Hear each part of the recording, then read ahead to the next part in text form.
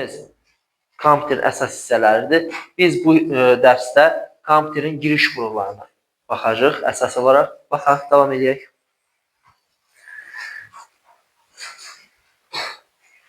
Deməli, kompüter bizdə nə olduğunu biz keçən dərsdən bildik. Və bildik ki, kompüterə müxtəlif qurumlardan qoşulur. Məsəl üçün, şəkildə baxsaq, biz kompüterin əsas hissələrini görə bilərik. Kompüterin əsas hissələri hansı ilə təkrar edək? Sistem bloku idi, monitor idi, siçan idi, klaviatura idi. Deməli, sistem bloku, monitor, siçan, klaviatura. Bundan əlavə digər qurumlar da görə bilərik ki, skanerdir, səs ucaldandır, modemdir, mikrofondur, UPS'dir, printerdir və s. kimi başqa digər qurumlar da qurmaq olar. Belə deyək, bunlar hamısı birlikdə adlanırdı nə? Kompüterin aparat təminatı. Biz bundan sonraki mövzularda bu qurumları bir-bir müzakirə edəcəyik, bir-bir nə işə yaradıqlarını, hansı özəlliklərin, hansı xüsusiyyətlərin olduğunu baxa biləcəyik. Deməli, ilk olaraq bir şeyə baxaq ki, kompüterin qurğuları bizdə daxil etmə qurğuları, xaric etmə qurğuları olaraq bölünür. Bir də sistem blokunu əlavə olaraq vurğulamaq olar. Nəyə görə əlavə vurğulamaq deyirəm? Sistem bloku bir qrupu deyil. Sistem bloku bir qrupu deyil. Birlikdə çalışılan qurğular kompleksi kimi deyə bilərik. Yəni ki, bir çox qrupu birlikdə işləyir. Qutu da hesab edək, içinə çoxlu qruqlar. İndi sistem bloku da ayrıca keçiləcək. Bizdə əsas qruqların içində hansıdır? Giriş qurğuları klaviatura ilə sıçan informasiyanı kompüterə daxil etmək üçündür. Çıxış qurğusu bizdə monitordur. Sistem blokuna dediyim kimi əlavə vurğuladıq. Gəlin, indi biz baxaq nəyə?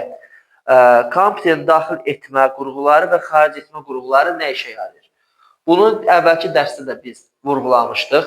Kompüterin daxil etmə qurğuları bilirsiniz nəyə oxşuyur? İnsanın hiss üzvlərinə. Məsələn, biz informasiyanı gözümüz vasitəsilə alırıq, qulağımız vasitəsilə alırıq, düzdürmü? Kompüterin belə orqanları yoxdur. Əlbəttə ki, ola bilməz, qurğudur sadəcə. Əvəzində kompüter informasiyanı daxil etmə qurğularının köməyi ilə alır. Məsəl üçün, kamera vasitəsilə görüntü ala bilər, mikrofon vasitəsilə səs ala bilər və s. kimi. İndi gəlin bunları incələyək. İlk olaraq bizdə gəlir klaviatura. Klaviatura bizdə mətn informasiyasını və müəyyən əmrləri kompüterə daxil etmək üçün istifadə olunur. Klaviaturanın üzərində düymələr var. Buna klavişlər də deyilir. Klaviş və yaxud düymə hər ikisi düz adlanır. Gəlin baxaq görək bu düymələr hansı işə yarayır və hansı düymə qrupları var. İlk olaraq bizdə funksional klavişlər gəlir. F1-dən F12-yə qədər. Cəmi 12 klavişdir. Nəyə görə funksional klavişlər deyirlər? Bunların hər birinin ayrıca funksiyası olur və kompüterdən kompüterə dəyişir. Bəzi kompüterlərdə məsəl üçün bunların bir hissəsi ekranın işıqlılığını artırır, biri azaldır, səsi artırır, səsi azaldır, internetə qoşulmanı təmin edir və yaxud da təyyarə rejiminə keçirir və s. Müxtəlif funksiyaları yerinə yetirən düymələrdir, funksional klavişlər. Sonra gəlir bizdə hərf rəqəm klavişləri.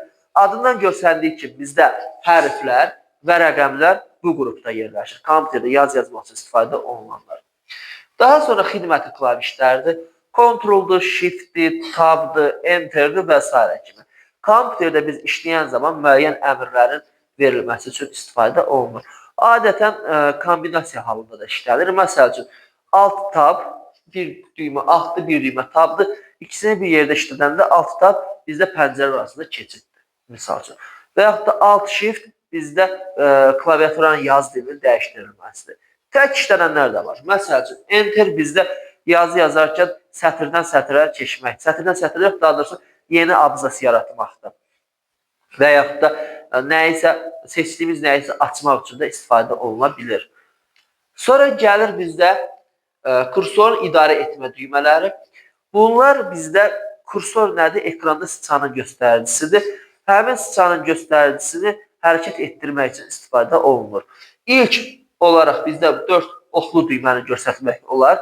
Bunlar bizdə uyğun olaraq sıçanın göstəricisini sola, yazı yazarkən istifadə olunur. Yəni çox sola, sağa, yuxarı, aşağı doğru hərəkət edir, yazı kursorunu elətdirir. Sonra bizdə var Home və End düymələri. Home sıxılan zaman kursor yazı sətrinin əvvəlinə gəlir, end sıxılan zaman sonuna gedir. Və internetdə səhifələrdə gəzişərkən də home olduğumuz səhifənin ən başına gedir, end isə ən sonuna gedir. Sonra bizdə var nə? Bizdə var deməli page up və page down düymələri. Bunlar uyğun olaraq bir ekran görüntüsü qədər ekranı yuxarı və aşağı edir. Yəni ki, ekrana sığan görüntü nə qədərdirsə, o qədər yuxarı qaldıracaq. İnternet səhifələrində falan daha işimizə yarayır. Bir də sənədlərlə işləyən zaman əgər biz oxuyuruqsa, sıçanın təkərindən və yaxud da başqa üsulla aşağı keçməkdənsə page up, page down'dan birbaşa bir səhifə keçmək olur. Köməkli rəqəm klaviaturası var. Köməkli rəqəm klaviaturası ədədlərlə hesablama işləri apararkən istifadə olunur, daha çox rahatlıq verir. Və yuxarıda numlock düyməsi var.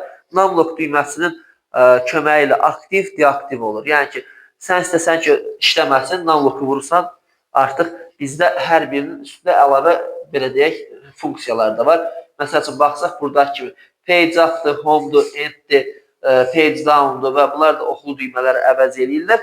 İstəsəniz bu şəkildə istifadə edə bilərsiniz. İstəsəniz numlock düyməsini basıb, sıxıb düyməni, rəqəm funksiyasını, köməkçi rəqəm klaviaturası funksiyasını aktiv edə bilərsiniz. Bir də bizdə indikator paneli var yuxarıda. İndikatorlarda klaviaturanın hansı funksiyasının aktiv olub, hansının deaktiv olduğunu göstərir. Məsəl üçün, buradakı nümunəyə baxsaq, numlock bizdə indikator aktivdir. Bu o deməkdir ki, hazırda ədəd yazmaq, rəqəm yazmaq rejimindədir klaviatura. Əgər yanmasa, deməli, bayaq dediyim kimi, page up, page down və s. kimi düymələr aktiv olacaq. Digər caps lockdur, scroll lockdur və s. Hər biri özünə uyğun funksiyanın aktiv və yaxud da deaktiv olduğunu bizdə bildirir. Gəldik sıçana. Bizdə kompüterlər qrafik interfeyslidir. Yəni ki, bu nə deməkdir? Əvvəllər kompüterlər əmr interfeysi idi. Sən hansısa bir faylı açmaq üçün, hansısa bir qovluğu açmaq üçün müəyyən əmr sətri yığırdın və bu bir qədər çətin idi. Yəni ki, belə kompüterlərdə işləmək üçün müəyyən bacarıqlar, kodlaşdırma bacarığı tələb olunurdu. Lakin sonradan qrafik interfeys meydana gəldi. Səhv eləmirəmsə, ilk dəfə 1986-cı ildə Macintosh kompüterlərində yaradılıbdır qrafik interfeys. Bizim gördüyümüz qrafik interfeysdir. Yəni, bizim görüb bildiyimiz qrafik interfeysi nədir? Məsəl üçün, smartfonlar götürək, kompüterlər götürək. Kompüterdə hansısa bir qovluğu açmaq üçün nə varıq? Qovluğun üstə klikləyirik, açılır, düzdürmü? Və yaxud da fayl açmaq üçün klikləyirik, açılır. YouTube-da video oxuyarkən pauzanı basırıq, üstə klikləyirik pauzanın, pauza olur, play vururuq və s. Bunlar da idarə edirik. Nəyi görürüksə onu idarə edirik, düzdür?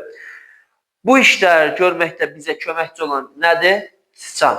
Yəni, bu tip işlərdə sıçan əvəz olunmaz funksiya malikdir. Sıçanın göstəricisi olur kompüterdə. Buna kursor deyirlər. Ekranda göstəricisi olur, kursor. Gördüyümüz kimi, ox şəklində, əl şəklində müəyyən vəziyyətdə asılı olaraq dəyişə bilir. Əsasən ox və yaxud da əl şəklində olur. İlk sıçan 1964-cü ildə yaradılıbdır. 2 dənə altında bir-birinə perpendikulyar yerləşən təkər var idi. Həmin təkərlərin köməyi ilə hansı istiqamətdə hərəkət elədiyini bilirdi. Sıçanların müxtəlif formaları var. Birinci gəlir bizdə mexaniki sıçanlar. Mexaniki sıçanlar günümüzdə demək olar ki, qalmayıb. Çox az, qalsa da çox azdır, satışda belə yoxdur. Altında bizdə təkər var idi, top var idi. Təkər yox, top deyək. Top var idi.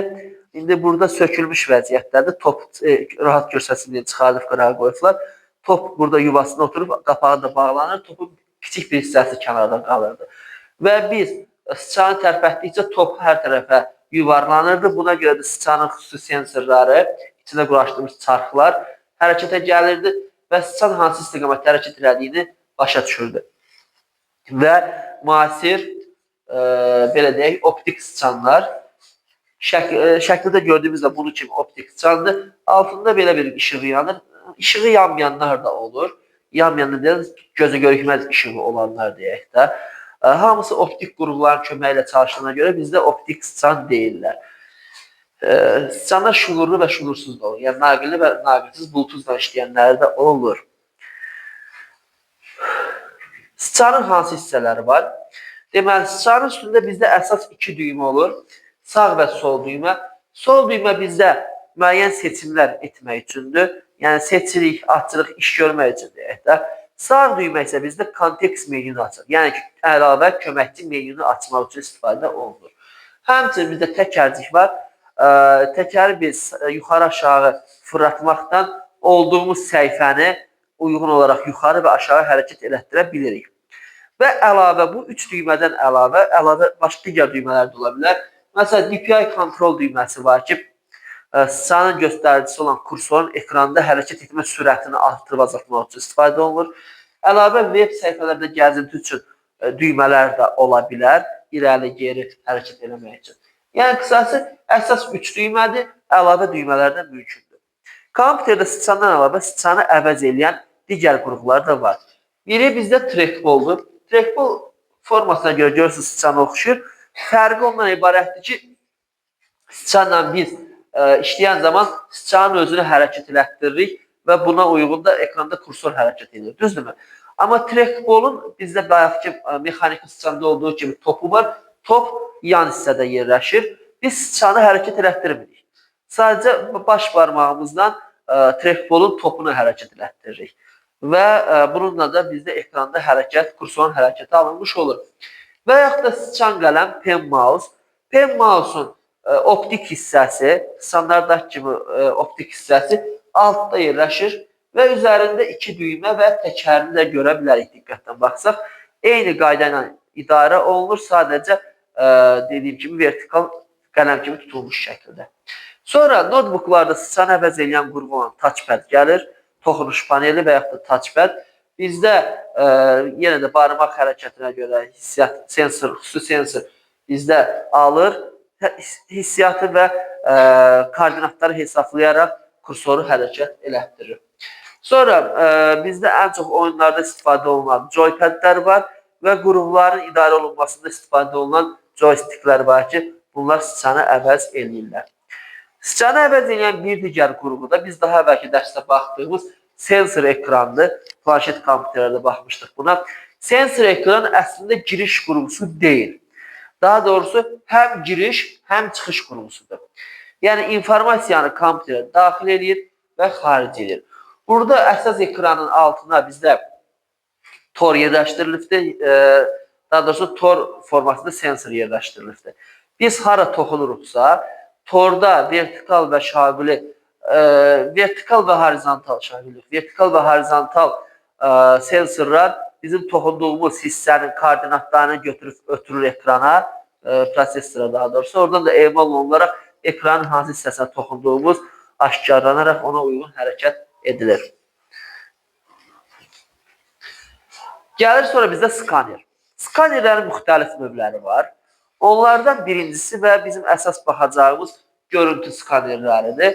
Görüntü skanerləri bizdə qrafik informasiyanı kompüterə daxil etmək üçün. Yəni ki, sizin əlinizdə hansısa bir sənəd var, sizin əlinizdə hansısa bir şəkil var, siz onu qoyursunuz skanerə, yerləşdirirsiniz skanerə və kompüterdən onun elektron kopyasını götürmüş olursunuz. Qrafik skanerlərin müxtəlif formaları var. Bizdə kitablarla işləmək üçün və yaxud da ardıcıl vərəqlərlə işləmək üçün olan versiyaları var ki, bizə nə oxşuyur? Printerlərdə ağ kağızı qoyurlar, çap elədikcə götürür yenisini, götürür yenisini. Bu da skan elədikcə bir tərəfdən götürür. Çoxlu sənədlərlə işləmək üçün, məsələn, skan olunan sənədlərin çoxlusu birinci skaner bizə əlverişli deyil. Hər dəfə gəlib götürəsən, yenisini qoyasan, örtəsən. Amma bizə sonuncu ona əlverişlidir. Əlavə olaraq bizdə skanerlərdən belə deyək, ştrix kod skaneri var. Bundan siz çox görürsünüz. Marketlərdə falan. Qiymətləri oxuyur, ştrix kodu oxuyur, ona uyğun kompüterə informasiya daxil edir. Kompüterdə cavab olaraq bizə məhsulun qiymətini və haqqında məlumatı təqdim edir. Və yaxud da digər bir skaner, maqnit skaneridir. Kartların üzərində olan maqniti oxuyur. Məsəl üçün, hesablaşma üçün kassa aparatlarında ola bilər və yaxud da hər hansı binaların girişində qoyulur maqnit skanerləri və s. Skanerlər, görüntü skanerlərin əsas xüsusiyyəti bizdə 1 inçə, yəni 1 düymə düşən nöqtə sayıdır. Skan olunan zaman götürən nöqtə sayıdır. Bir növ kameranın megapikselinə oxşuyur. 1 inç nə qədərdir? 2,54 santimetr. Yəni düyüm deyilir Azərbaycanda. 1 düyüm 2,54 santimetrdir.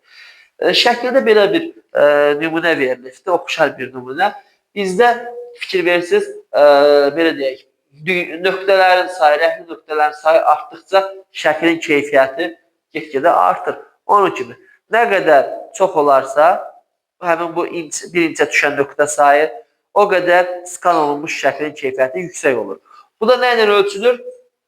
Dots per inch açıqlaması budur. DPI-də 200 DPI, 300, 600, 1200 DPI kimi bizdə müxtəlif deyək, variantlar var. Hansını istəyirsə seçirik və ona uyğun da sənədimizi kopyalamış oluruq. Bir də görüntünü skan eləmə müddəti, yəni darama müddəti. Yəni ki, bir səhifənin daranmasına sərf olunan vaxt. Aydındır bu? Gəldik kameralara. Kameralardan biz tanışıq. İki nümunəsini görə bilərik. Fotokameralar, video kameralar. Kameraların əsas özəlliyi bizdə megapikseldən ölçülür. Yəni ki, milyon pikseldən. Bir kadra düşən piksel sayıdır. Kameralar özləri istər fotokamera olsun, istər video kamera olsun, özləri müəyyən yaddaş qurğusundan təchiz olunublar. İstər çıxarıla bilən, istər daxili yaddaş və çəkilmiş kadrları həmin daxili yaddaşa yerləşdirirlər. Yəni yaddaş qurğusuna daha doğrusu yerləşdirirlər və biz onu sonra kompüterə daxil eləyə bilərik. Kameraların bir növü də bizdə adlanır web kameralar. Web kameraların özünün yaddaşı olmur. Web kameralar kompüterə qoşulu olur, ya kompüterin kamerası kimi götürə bilərik. Yaddaş olaraq kompüterin yaddaş qurğusundan istifadə olunur. Video chatlarda, video zənglərdə və s. kimi video görüntülərin alınması tələb olunan yerlərdə istifadə oluna bilər. Müasir web kameralar, webcam da deyirlər qısa olaraq. Müasir web kameralar bizdə mikrofonla da təchiz olunublar və buna görə də əlavə mikrofonun istifadəsinə ehtiyac yoxdur. Görüntünü almaq üçün istifadə olunur da. Səsi almaq üçün də dedim ki, mikrofon. Bunların mikrofona, belə deyək, bunların mikrofonu olsa da bəzən ola bilər ki, bizə əlavə olaraq mikrofon qurğusu lazım olur. Bu səsi almaq üçün. Buna görə də biz istifadə edirik mikrofonlardan. Yəni ki, kompüterdə səs informasiyasını kompüterə daxil etmək üçün istifadə olunur mikrofondan. Aydındır? Bir də burada verilməyən biri də deyim sizə testlərdə düşür. Digitizer adlanan qurğu var. Kitabda yox idi, şəklini təqdimata salmadım. Digitizer adlanan qurğu bizdə qrafik planşet adlanır. Bildiyiniz planşet kimidir. Üzərinə şəkil çəkmək üçün istifadə olunur. Yəni ki, bu mühəndislər, rəssamlar və s. istifadə edə bilər. Şəkil çəkirsən və çəkdiyin şəkli bizdə kompüterin ekranında görə bilirsən. Aydındır?